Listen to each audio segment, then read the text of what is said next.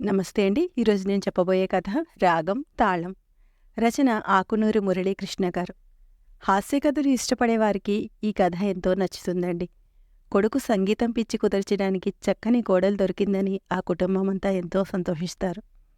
ఆ కోడలు ఏం చేసి అతని సంగీతం పిచ్చి కుదిర్చిందో ఈ కథలో విందామండి. మీరు కనుక మా ఛానల్ని మొదటిసారిగా చూస్తున్న వారైతే సబ్స్క్రైబ్ చేసుకోండి.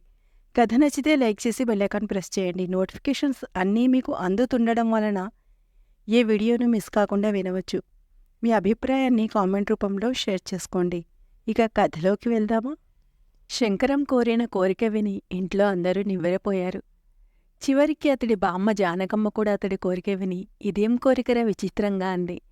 ఎప్పుడు తనకు అనుకూలంగా ఉండే బామ్మ కూడా ఈ విషయంలో తనకి సపోర్ట్ చేయకపోయేసరికి తన ప్రతిపాదన నెగ్గే అవకాశం ఏమాత్రం లేదని అర్థమైపోయింది శంకరానికి. అయినా సరే తన పట్టి వీడలేదు. తను చెప్పినట్టు జరిగి తీరాల్సిందే అన్నాడు. అతడు ఎంతకీ వెనక్కి తగ్గకపోవడంతో ఇంట్లో వాళ్ళంతా ఒకచోట సమావేశమై ఏం చేయాలా అని చర్చించుకోసాగారు. 4 ఏళ్లు దాటితే 40వ పడిలో పడతాడు. ఇంక పెళ్లి కాదేమోనన్న భయమైనా లేదే ఈ వెధవకి విసుక్కున్నాడు శంకరం. తండ్రి, చైన్లు అయినా పెళ్లిచూపుల్లో వంట వచ్చా, పని పాట వచ్చా అని అమ్మాయిని అడుగుతారు. కాని వీడేంటన్నయ్య ఇలా విచిత్రంగా పెళ్లిచూపుల్లో తనని పాట పాడమని అడగాలంటాడు అంది.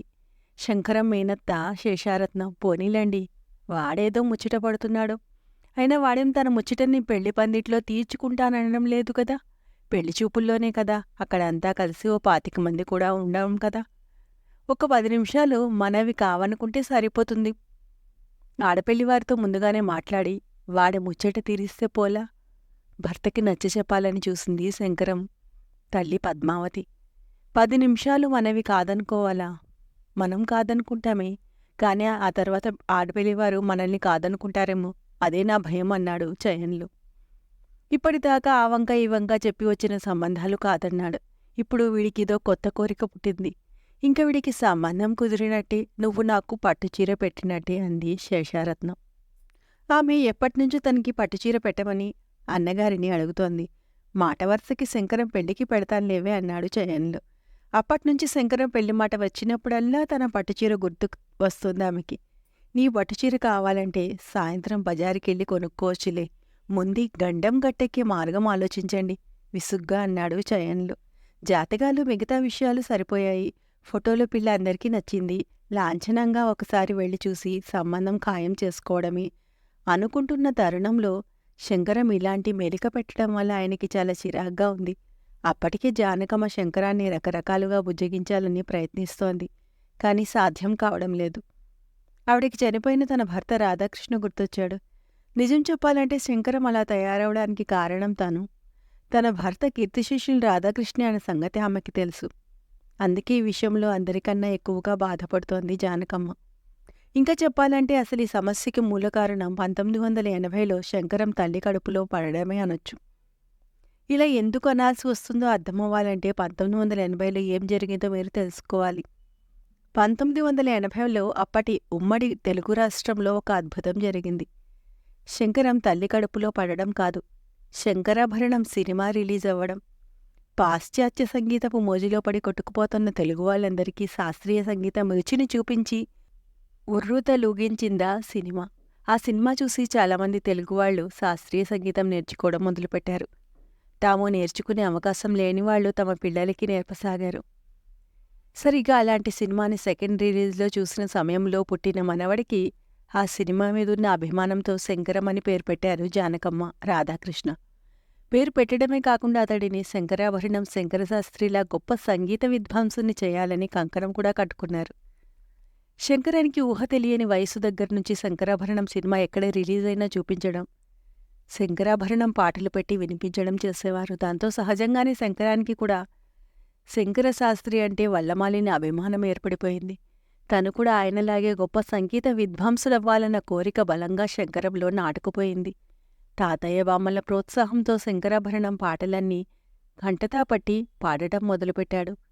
అప్పటికింకా చిన్నపిల్లాడు కనుక అందరూ అతడి పాటలని విని ఆనందిస్తూ బాలశంకరశాస్త్రి అనేవారు. కాని వయసొస్తున్న కొద్దీ శంకరానికి బొత్తిగా స్వరజ్ఞానం లేదని, పాటకి మాటకి తేడా తెలియదని అర్థమైపోవడంతో అతడి పాటలని వినేవారు కరువయ్యారు. తమకి సంకల్పం ఉన్న మనవడికి సరస్వతి కటాక్షం లేదని సరిపెట్టుకున్నారు జానకమ్మ, రాధాకృష్ణ. పైగా అప్పటికి శంకరాభరణం సినిమా విడుదలై చాలా కాలం గడిచిపోయింది. ఆ తర్వాత చాలా సినిమాలు వచ్చేయడంతో శంకరాన్ని సంగీత విద్వాంసుడిగా చూడాలన్న విషయంలో వాళ్ళకి పెద్దగా పట్టింపు లేకుండా పోయింది. అయితే ఆ విషయాన్ని వాళ్ళు మర్చిపోయినంతే తేలికగా శంకరం మర్చిపోలేదు. చుట్టుపక్కల వాళ్ల ప్రభావంతో చిన్నప్పటినుంచి తనను తాను ఒక విద్వాంసుడిగా ఊహించుకున్న శంకరం మాత్రం ఆ విషయంలో రాజీపడలేకపోయాడు. తన లక్ష్య సాధన కోసం శాస్త్రీయ సంగీతం సీడీలు కొనుక్కొని మరీ ఖాళీ సమయాల్లో సంగీత సాధన చేసేవాడు. సాధన చేశాక ఆ పాటలు ఇంట్లోని వాళ్ళకి వినిపించి ఎలా ఉంది అని అడిగేవాడు. నువ్వు పాడుతుంటే సీడీ ప్లే చేసినట్టుగా లేదు, సీడీని నేలమీద పెట్టి రుద్దుతున్నట్లుగా ఉంది అని మొహమాటం లేకుండా అతడి మొహం మీద చెప్పేసేవారు అందరూ. ఇలా లాభం లేదు, ఏదైనా గురుముఖత నేర్చుకున్నదే విద్య అనుకున్న శంకరం బాగా వెతికి తన సంగీతం నేర్పడానికి శాస్త్రీయ సంగీతం తెలిసిన ఒక గురువుని పట్టుకున్నాడు. శంకరానికి సంగీతం నేర్పడానికి మొదట్లో ఉత్సాహంగానే ఒప్పుకున్న ఆయన రాను రాను అతడి సంగీతాన్ని నేర్పే క్రమంలో తనకి వచ్చిన విద్య కూడా మర్చిపోతున్నాడన్న విషయం అర్థం కాగానే శంకరం తనకిచ్చిన ఫీజు మొత్తం వెనక్కిచ్చేసి అతడి కాళ్ళకి నమస్కారం పెట్టి మరీ తనని ఈ గురుతర బాధ్యత నుంచి తప్పించమని వేడుకున్నాడు. ఆయన అవస్థ చూశాక శంకరానికి ఇంకా కనికరించక తప్పలేదు. వెడుతూ వెడుతూ ఆయన, నాన్న శంకరం, సంగీతం మీద నీకేమాత్రం గౌరవం ఉన్నా దయచేసి ఎప్పుడూ నలుగురిలో గొంతెత్తి పాడకు అంటూ ఒక ఉచిత సలహా కూడా ఇచ్చేశాడు. భలేవారండి, ఫెయిల్యూర్స్ ఆర్ స్టెప్పింగ్ స్టోన్స్ అన్నారు కదా అన్నాడు పట్టు వదలని శంకరం మార్కుడు. నిజమే నాయనా, అవి స్టెప్పింగ్ స్టోన్స్లా నేలు కతుక్కొని ఉన్నంతవరకు పర్వాలేదు. జనం వాటిని నీ మీద విసరకుండా జాగ్రత్త పడమని చెబుతున్నాను. అన్ని ఫెయిల్యూర్స్ ఒక్కలా ఉండవు అన్నాడాయన ఒళ్ళుమండి. పడిలేచే కడలి కెరటాన్ని ఆదర్శంగా తీసుకున్న శంకరం మాత్రం ఈ విషయంలో ఎవరి సలహాలని లెక్క చేయలేదు. మళ్ళీ యథావిధిగా తన సీడీల సాధన కొనసాగించాడు. సీడీలు పోయి పెన్ డ్రైవ్లు వచ్చేశాయి. కాని శంకరానికి మాత్రం సంగీతం రాలేదు. రోజులు గడుస్తున్న కొద్దీ శంకరంలో అసంతృప్తి తారస్థాయికి చేరుకోసాగింది. జీవితంలో ఒక్కసారైనా నలుగురి ముందు పాట పాడాలన్న కోరిక రాను రాను అతడిని నిలబడనివ్వకుండా చేయసాగింది. చదువుకునే రోజుల్లో కాలేజ్ ఫంక్షన్లో పాడదామని ప్రయత్నించాడు. విద్యార్థి నాయకులు ఫంక్షన్ క్యాన్సిల్ చేస్తామని బెదిరించడంతో కుదరలేదు. ఉద్యోగం వచ్చాక ఆఫీస్ ఫంక్షన్లలో ప్రార్థనాగీతమైనా పాడాలని తన పరపతి మొత్తం ప్రయోగించి ప్రయత్నించాడు. ఆఫీస్ వాళ్లు కంగారుపడి అప్పటికప్పుడు సెక్యులర్ కంట్రీలోని ఆఫీసుల్లో ప్రార్థనాగీతాలు పాడటం వంటివి ఉండకూడదని సర్క్యులర్ తెప్పించి ఊపిరి పీల్చుకున్నారు. చివరికి ఎప్పుడైనా బర్త్డే పార్టీలలో కొవ్వొత్తు ఊదినప్పుడు హ్యాపీ బర్త్డే టు యూ అంటూ నలుగురితో కలిసి గొంతెత్తి పాడడానికి అతడు ప్రయత్నిస్తే మిగిలిన వాళ్లు గబగబా చప్పట్లు కొట్టి పాటని ముగించేసేవారు. కనీసం అమ్మాయిగా పుట్టిన పెళ్లిచూపుల్లో పాట పాడే అవకాశం వచ్చేది అనిపించేది. అలా అనుకున్నప్పుడే అతడికి ఒక ఆలోచన వచ్చింది. అబ్బాయి అయితే మాత్రం పెళ్లిచూపుల్లో పాట పాడకూడదా? అందుకే ఈ షరతు పెట్టాడు. ఇన్నాళ్ళు తన సంగీతాన్ని విమర్శించిన ఇంట్లో వాళ్ల తిక్క కుదర్చాలంటే ఒట్టిగా షరతొక్కటి పెట్టేసి ఊరుకుంటే ఎలా? పాట పాడతానని తనంతట తాను వాళ్ళకి చెప్పడమే కాదు, పాడమని ఆడపిల్లివారే తనని అడగాలి అని మరొక మెలిక కూడా పెట్టాడు. వాళ్ళంతట వాళ్ళు వీడిని పాడమని అడగడానికి వీడేమైనా పేరున్న సెలబ్రిటీ సింగరా? చిరాగ్గా అన్నాడు చయన్లు. ఈ మధ్యన ఏవో మ్యూజిక్ థెరపీలని వస్తున్నాయట కదా, వీడికి ఆ వైద్యం ఏమైనా చేయిస్తే ఈ తిక్క వదులుతుందేమో అంది జానకమ్మ. మ్యూజిక్ థెరపీ అంటే సంగీతం వినిపించి రోగాలని కుదర్చడం అత్తయ్య గారు, సంగీతం పిచ్చి కుదర్చడం కాదు చెప్పింది పద్మావతి. ఏదో ఒక మార్గం ఆలోచించండి. బంగారం లాంటి సంబంధం ఎలా వదులుకుంటాం అంది జానకమ్మ. ఒక ఐడియా, వీడు సెలబ్రిటీ సింగర్ కాకపోయినా అంత గొప్పగా పాడతాడన్నట్లుగా మాటల్లో వాళ్ళ ముందర మనం బిల్డప్ ఇచ్చేద్దాం. ఏ పాడుతో తీయగాలోనో పాడుతో హాయిగాలోనో చాలాసార్లు పాడాడని ఫస్ట్ ప్రైజ్ వచ్చిందని చెబుతాం. ఈ రోజుల్లో చాలా ఛానల్స్ వస్తున్నాయి కదా, ఎవరికి గుర్తుంటుంది? ఎవరు చూడొచ్చారు కనుక సినిమాల్లో పాడమని అంతా వెంటపడుతున్నారని మాకే ఇష్టం లేక పంపడం లేదని చెబుతాం. అది విని వాళ్ళు వీడిని ఒక పాట పాడమని అడక్కపోరు. శేషారత్నం అంది. పక్కగదిలోంచి వాళ్ల మాటలు వింటున్న శంకరం ముసిముసిగా నవ్వుకున్నాడు. అతడికి కావాల్సింది అది. ఏదో చిన్నప్పుడు మాటలు రాని వయసులో మా అబ్బాయి పాటలు భలే పాడతాడండి అని అందరికీ చెప్పుకున్నామంటే అందులో ఒక ముద్దు ముచ్చట అర్థం పర్థం ఉన్నాయి.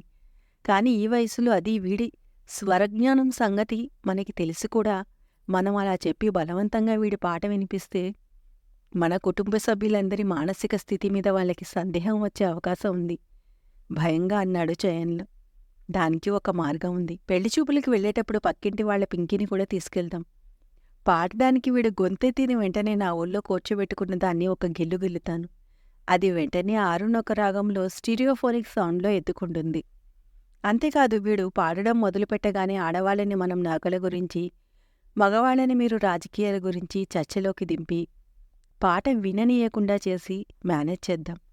పక్క గదిలో శంకరానికి వినపడకుండా రహస్యంగా చెప్పించి, జానకమ్మ ఈ ఐడియా బాగానే ఉంది, తను కూడా రహస్యంగా మెచ్చుకుంది పద్మావతి. మిగతా వాళ్ళని మనం ఎంగేజ్ చేసినా పెళ్లికూతురు వీడి పాట ఖచ్చితంగా వింటుంది. వీడి పాట విన్నాక అమ్మాయి వీడిని కాదంటే బాంబు పేలుస్తున్నట్లుగా అన్నాడు చయన్లు. సంబంధం తీసుకువచ్చింది నువ్వే కనుక నువ్వే అమ్మాయికి సర్ది చెప్పే బాధ్యత కూడా నీదే. అందరూ శేషార్థం వంక చూస్తూ అన్నారు. ఈ రోజులే పిల్లలు మనం సర్ది చెప్తే వినేట్టుగా ఉన్నారా? మన వాడి విషయంలోనే చూస్తున్నాంగా. అయినా ఒక్క పట్టుచీర కోసం నాకు ఇన్ని తిప్పలా నీరసంగా అంది. తప్పదు అన్నారంతా. సరే ప్రయత్నిద్దాం అంది శేషారత్నం. వాళ్ళకి ధైర్యం చెప్పడానికి పైకి అలా అన్నదేగాని అసలు ఈ ప్రయత్నం ఎంతవరకు సఫలీకృతం అవుతుందన్నది ఆమెకి మనసులో అనుమానంగానే ఉంది. అనుకున్నట్లుగానే పెళ్లిచూపుల్లో అందరూ శంకరాన్ని ఓ గానగంధర్వుడుగా చిత్రీకరించి ఆకాశానికెత్తేస్తూ ఆడపెళ్లివారికి ఫీడ్బ్యాక్ ఇచ్చారు. వీళ్ల మాటలకి మహదానందపడిపోయిన ఆడపెళ్లివారు, మీ సంబంధం రావడం మా అదృష్టం. మాది గొప్ప సంగీతం బ్యాక్గ్రౌండ్ ఉన్న ఫ్యామిలీ. మేమంతా సంగీతం అంటే చెవి కోసుకుంటాం. అసలు మాకీ సంగతి ముందే తెలిస్తే మా బంధువులందరినీ పిలిచి పెళ్లిచూపులు మరింత గ్రాండ్గా ఏర్పాటు చేసేవాళ్ళం కదా అన్నారు. ఊహించని రెస్పాన్స్కి కంగారు పడుతూ, అయ్యో పర్వాలేదండి, మీరు అంతమందిని పిలిస్తే అందరినీ మేనేజ్ చేయడం మాకు ఇబ్బందే పోయేది అని గనుక్కున్నారు ఎవరికి వాళ్ళు. మీ అబ్బాయి ఒక్కసారి పాడితే మాకు వినాలని ఉంది, ఏమనుకోకుండా ఒక్క పాట పాడమనగలరా అన్నారు ఆడపెళ్లివారు బతిమలాడుతూ. అనుకోని ఈ ట్విస్ట్కి చయన్లుగారి గుండెలు దడదడలాడాయి. వాళ్ళకి సంగీతం అంటే ప్రాణమైనప్పుడు తాము ముందు ప్లాన్ చేసుకున్నట్లుగానే వాళ్ల దృష్టిని శంకరం పాట మీద నుంచి మళ్లించే అవకాశం ఎక్కడుంటుంది? అంతేకాక అంత గొప్ప సంగీత అభిమానులు శంకరం పాట విన్నాక సంబంధం ఖాయం చేసుకోవడం మాట పక్కనుంచి తమని అప్పటికప్పుడే ఇంట్లోంచి బయటకు గెంటేసే ప్రమాదమూ ఉంది. అందుకే వెంటనే ప్లేట్ మార్చి, అబ్బే మా వాడు ఎప్పుడు పడితే అప్పుడు పాడడండి, పైగా నిన్నట్నుంచి పడిసం పట్టి వాడి గొంతు కూడా బాగోలేదు అన్నారు భయంగా. అతడి భయాన్ని అర్థం చేసుకున్న శేషారత్నం, పద్మావతి కూడా అతడికి వంతపాడారు. అవునండి, ఇప్పుడు పాడడం మా వాడికి కుదరదు, బయట మాకు అర్జెంట్ పనులున్నాయి, తొందరగా వెళ్ళాలి. అలాగనకండి, మా ముచ్చటి కోసం ఒక్క పాట, కనీసం ఒక్క చరణమైనా పాడమనండి. ఆడపెళ్లివాళ్లు చయన్లు కాళ్ళు పట్టుకున్నంత పనిచేశారు. చయన్లుకి చెమటలు పట్టసాగాయి. శంకరం మాత్రం కాలుమీద కాలేసుకుని జరుగుతున్న దాన్నంతా చిద్విలాసంగా చూస్తున్నాడు. హఠాత్తుగా తన పాటకి అంత డిమాండ్ వచ్చి పడిపోవడం వల్ల అతడికి గాల్లో తేలిపోతున్నట్లుగా అనిపిస్తోంది. బాబ్బాబు కాదనకండి, ఒక్క పాట పాడమనండి. ఆడపెళ్లివాళ్లు బ్రతిమలాడడం ఆపడం లేదు. మాదేం లేదండి, అబ్బాయి ఇష్టం, వాడు పాడతానంటే పాడించుకోండి అని మనసులో మాత్రమే కర్మ అనుకున్న పద్మావతి ఇంకా ఆ సంబంధం మీద ఆశలు వదిలేసుకుంది. అంతా శంకరం వైపు చూశారు. శంకరం పెళ్లికూతురు వంక ఒకసారి చూసి గొంతు సవరించుకున్నాడు. ఆఖరి ప్రయత్నంగా ఒళ్ళో ఉన్న పింకీకి తొడపాశం పెట్టడానికి రెడీగా ఉంది జానకమ్మ. రాబోయే సునామీ కోసం ఎదురుచూస్తున్నట్లుగా అందరూ శంకరం వంక చూడసాగారు. శంకరం గొంతు విప్పలేదు. ఏదో ట్రాన్స్లో ఉన్నట్లుగా అలా బిగుసుకుపోయి చూడసాగాడు. ఎంతసేపటికి శంకరం గొంతు విప్పకపోయేసరికి చివరికి పెళ్లికూతురు తండ్రి అన్నాడు, ఇప్పుడు పాడడానికి అబ్బాయికి మూడ్ లేనట్టుంది. అయినా మా ఇంటి అల్లుడయ్యాక ఎప్పుడు పడితే అప్పుడే వినొచ్చులేండి. మిగిలిన కార్యక్రమాలు కానిద్దాం. మీకిష్టమైతే సంబంధం ఖాయం చేసుకుని తాంబూలాలు పుచ్చుకుందాం అన్నారు. తమ చెవులని తామే నమ్మలేకపోయారు చయన్లగారు, పద్మావతి. ఇది కళా నిజమా అన్నంత సంభ్రమంగా చూశారు శంకరవంక. ఆనందంతో ఇద్దరికీ నోటమాట రాలేదు. శుభస్య శీఘ్రం అన్నారు. అప్పుడు కూడా శంకరం ఏమీ మాట్లాడలేదు. ఏమిటే వీడు ఇంత గొడవ చేసి తీరా పాట పాడమనేసరికి బిగుసుకుపోయాడు? కళ్ళతోనే అడిగాడు చయన్లు భార్య పద్మావతిని. ఆ పిల్లని చూడగానే మతిపోయి ఉంటుంది. తన గొంతు విప్పితే సంబంధం ఖాయమవదని అర్థమై తిక్క కుదిరి ఉంటుంది. కళ్ళతోనే సమాధానం చెప్పింది పద్మావతి. ఆనందాన్నంతా మనసులో దాచుకొని ఆలస్యం కాకుండా తాంబూలాలు పుచ్చేసుకున్నారు. వాళ్ళు నా పాట విని ఎంత సంతోషించారో చూసారా? మీరంతా అనవసరంగా భయపడ్డారు. ఇంటికెళ్తుంటే దారిలో అన్నాడు శంకరం. అదిరిపడ్డట్టుగా చూశారు అందరూ శంకరం వంక. నువ్వు పాటెప్పుడు పాడావురా? అన్నారు ఆశ్చర్యంగా. మీ ఎదురుగానే పాడాను కదా, మీకు నా మీద నమ్మకం లేక చెవులు మూసుకున్నట్లున్నారు. వాళ్ళంతా నా పాట విని ఎంత బాగా ఎంజాయ్ చేశారు అంటున్న శంకరం వంక భయంగా చూశారు అందరూ. ఈ సంగీతం పిచ్చితో వీడికిగాని నిజంగానే మతిభ్రమించి చిత్తభ్రాంతి కలగలేదు కదా అనుకున్నారు. ఏం జరిగింది అంటూ శేషారత్నాన్ని కళ్ళతోనే ప్రశ్నించింది పద్మావతి. ఏమో నాకు అర్థం కావడం లేదు, తను కూడా భయపడుతున్నట్లుగా కళ్ళతోనే సమాధానం చెప్పింది శేషారత్నం. ఆ తర్వాత శంకరంలో ఊహించని చూడని మార్పు కనిపించింది వాళ్ళకి. జీవితంలో అతగాడిని అంత ఆనందంగా ఎప్పుడూ చూడలేదు. కనిపించిన వాళ్ళందరికీ తను పెళ్లిచూపుల్లో పాట పాడానని, తన పాట విని తన కాబోయే అత్తింటివాళ్లు ఆనందపరవశులైపోయారని చెప్పుకుంటున్నాడు. శంకరం వాలకం ఇంట్లో వాళ్ళందర్నీ కలవరపెట్టసాగింది. అతడికి పెళ్లి కుదిరిందన్న ఆనందం కన్నా అతడి మానసిక స్థితి గురించి బెంగ ఎక్కువ కాసాగింది. పెళ్లి పనులు కూడా హుషారుగా చేసుకోలేకపోతున్న సమయంలో ఒకరోజు ఇంటికొచ్చిన శేషారత్నం ఆనందంగా చెప్పింది, మన వాడికేం పిచ్చి వెర్రి ఎక్కలేదు, వాడి ప్రవర్తన వెనుక అసలు రహస్యం తెలిసింది. అవునా, ఏమిటది? అందరూ ఆతృతగా అడిగారు. పెళ్లి కుదిర్చే భారం మీరంతా నా మీద పెట్టేసరికి నాకున్న చనువు కొద్దీ పెళ్లికూతురితో ముందు జాగ్రత్తగా మన వాడి సంగీతం పిచ్చి గురించి, మనం వేసుకున్న పథకం గురించి ఓ మాట చెప్పి ఉంచాను. ఆ అమ్మాయి నవ్వి నేను మేనేజ్ చేస్తాలేండి ఆంటీ అంది. ఇందాకే అమ్మాయి బజార్లో కనిపించి నాకు అసలు విషయం చెప్పింది. ఏమిటా అసలు విషయం? మనవాడు శంకరాభరణం అభిమాని అయితే ఆ అమ్మాయి హారీపోటర్ అభిమానిట. మనవాడు సంగీత విద్వాంసుడవ్వాలని ఎలాగనుకున్నాడో ఆ అమ్మాయి మెజిషియన్ అవ్వాలని అలా అనుకుంది. కాకపోతే మనవాడు కాలేకపోయాడు, అమ్మాయి అయింది అంతే. పెళ్లిచూపుల్లో మనవాడు పాట పాడుదామని గొంతు సవరించుకోగానే అమ్మాయి వీడి కళ్ళలోకి ఒకసారి చూసి తనకి తెలిసిన గారడీ విద్యతో వీడిని కనికట్టు చేసింది. దాంతో వీడు నిజంగానే పాట పాడినట్టు, దానికి వాళ్లంతా పరవశులైనట్టుగా ఊహించుకొని ఉబ్బి తబ్బిబోతున్నారు. అదే జరిగిన సంగతి. శేషారత్నం చెప్పింది విని అందరూ పొట్ట చక్కిలయ్యేలా నవ్వారు. మనవాడి రాగానికి ఆ అమ్మాయి వేసిన తాళం అదిరిపోయింది అన్నాడు జయన్లు. శంకరం పెళ్లి అంగరంగ వైభవంగా జరిగింది. నాన్న పెళ్లిలో నా కచేరీ పెడతామంటే వద్దన్నారు, కానీ ఇందాకే ఒక ఆయన వచ్చాడు. పెళ్లి చూపుల్లో నేను పాడిన పాట విన్నాడుట. వచ్చే నెలలో రవీంద్ర భారతిలో నా కచేరీ పెట్టిస్తానని, కాదనొద్దని తెగ బ్రతిమలాడాడు. పెళ్లి పనుల్లో హడావిడిగా తిరుగుతున్న తండ్రిని చెయ్యి పట్టుకుని ఆపి మరీ చెప్పాడు. రిసెప్షన్లో ఉన్న శంకరం చయన్లు నమ్మలేనట్టుగా చూశాడు కొడుకు వంక. అంతలోనే ఏదో అనుమానం వచ్చి పక్కనే ఉన్న కోడలి వంక చూశాడు. ఆమె తమాషాగా కళ్ళు ఆర్పి చిన్నగా నవ్వింది. చయన్లు తల కొట్టుకున్నాడు. కచేరీ మాత్రమే కాదు, సన్మానం చేసి గంటపెండేరం తొడిగి గజారోహణం కూడా చేయిస్తారట. ఒప్పుకునే వరకు నా చేతులు పట్టుకుని వదల్లేదనుకో. ఏదో లోకాల్లో తేలిపోతున్నట్లుగా ఇంకా చెప్పుకుపోతూనే ఉన్నాడు శంకరం. ఇంతేనండి కథ. కథ నచ్చితే లైక్ చేసి సబ్స్క్రైబ్ చేసుకోండి. ఇటువంటి మరిన్ని మంచి మంచి కథలను వినండి.